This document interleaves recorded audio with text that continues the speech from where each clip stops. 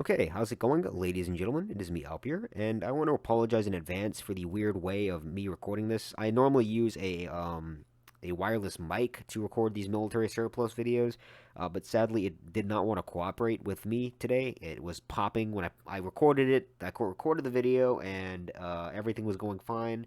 I popped into my editing program to make a few edits, and the mic was popping like constantly, and it was very audible. So I didn't want to use that audio, so I'm gonna use that footage, but I'm just gonna do a voiceover. So yeah, sorry, it's kind of weird, but we'll deal with it.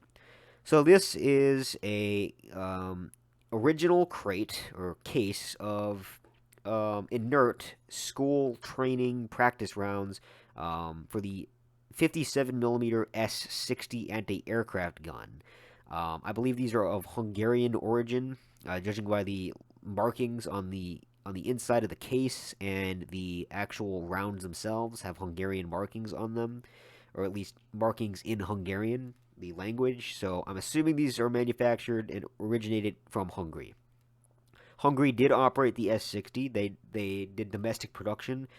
Their variant was known as the SZ60, which the markings specifically reference the 57 SZ60. So I'm assuming that these are Hungarian. I should also note that the ZU 57-2 also used the S60, two of them, as the primary armament of the weapon system. It was a self-propelled anti-aircraft gun which mounted two S60 anti-aircraft guns and a turret mounted atop a T-54, T-55 tank chassis. And it used, obviously, since it used the same guns, it used the same ammunition. And Hungary also did operate the ZU 57 2s. So, they're in very good condition. All five rounds are. There's two of them that are colored different than the other three.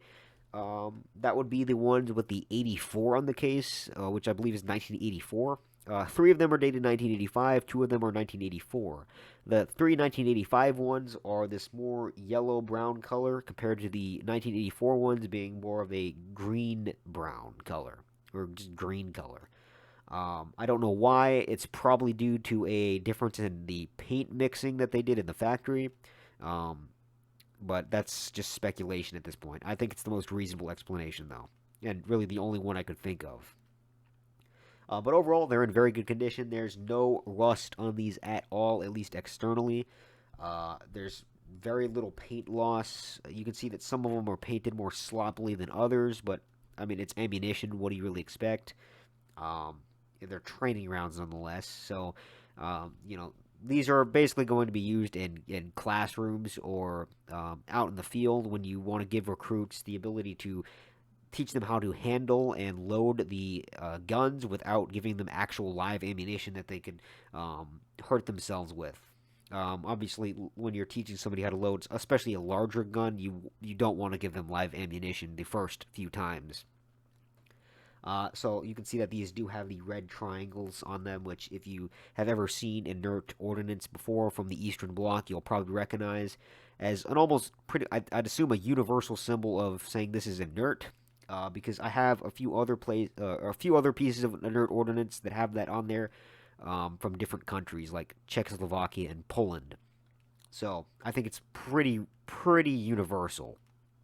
Uh, the projectile itself is marked OF 281. The case is marked UOF 281U. I believe these are high explosive or high explosive fragmentation rounds, although I could not find a lot of information on these. So if you guys know any information about these, let me know down in the comment section because I don't know a whole ton about these. There wasn't a whole ton of information on these on the internet. The closest thing I could find was a BR 281U, which is a armor-piercing high-explosive version of this 57 millimeter round. No, incorrect, Alps. It is actually a APC BCHET. That is a mouthful. And you know what's even more of a mouthful? The actual what the acronym actually stands for, which is armor-piercing capped ballistic capped high-explosive tracer. Who? Say that 1,000 times fast. Actually, don't, because you'll probably be dead by the time you finish.